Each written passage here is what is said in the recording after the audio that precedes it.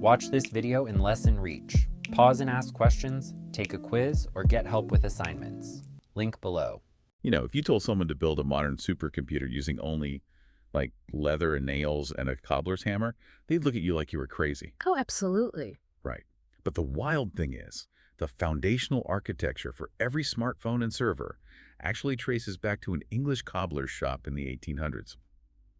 Welcome to today's deep dive. I'm stepping into the role of the eager student today, and for you listening, we're exploring section 2.6 of chapter 2 from Contemporary Mathematics. Yeah, and I am more than happy to embrace the lecturer role.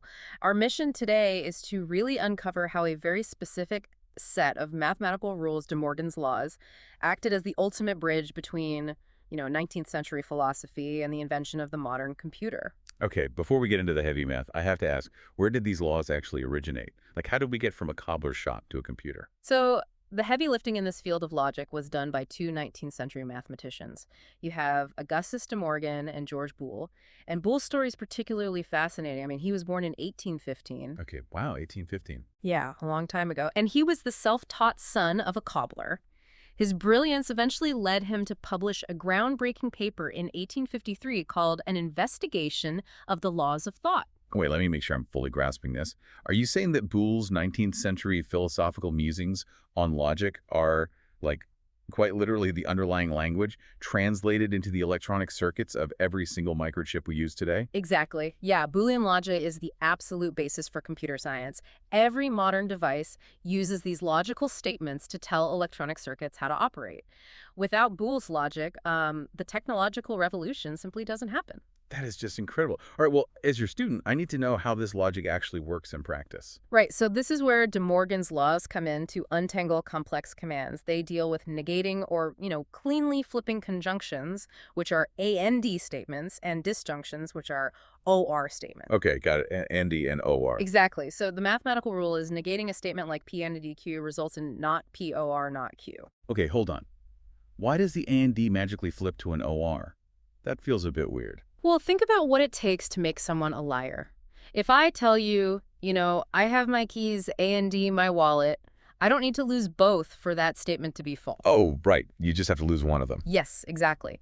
If I forgot my keys or I forgot my wallet, the original A and D statement is completely dead. That's why A and D flips to OR. Right, yeah. And the practical benefit here is avoiding incredibly clunky phrasing. You don't have to walk around saying, it is not the case that I have both. Ah, that makes perfect sense when you explain the actual mechanism behind it. Let me test my understanding with an everyday example from section 2.6. Sure, go for it. So if someone claims a person had cake or they had ice cream, negating that doesn't require a messy sentence.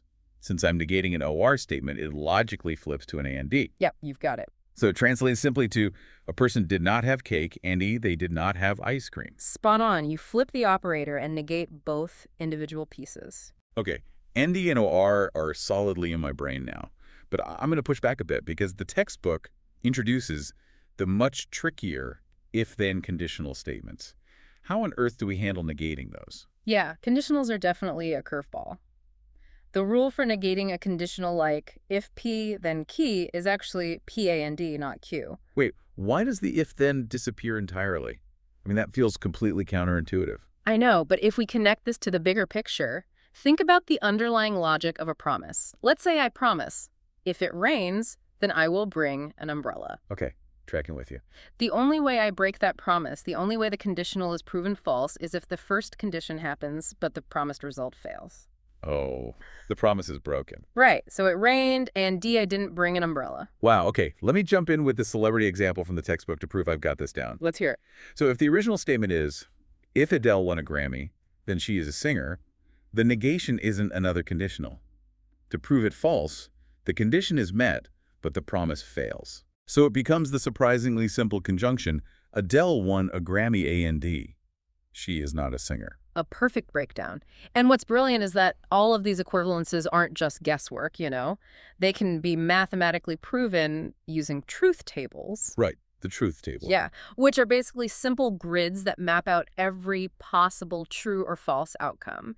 You map it out, and De Morgan's laws hold up flawlessly every single time. A flawless logical system from 1853 that eventually became the blueprint for the digital age. That's just wild. Well, for you listening, we want to leave you with this final thought. If a 19th century cobbler's son mapped out the fundamental logic for today's digital brains, who is currently mapping out the philosophical logic for the artificial intelligence of tomorrow? Yeah, definitely something to think about the next time you fire up your laptop.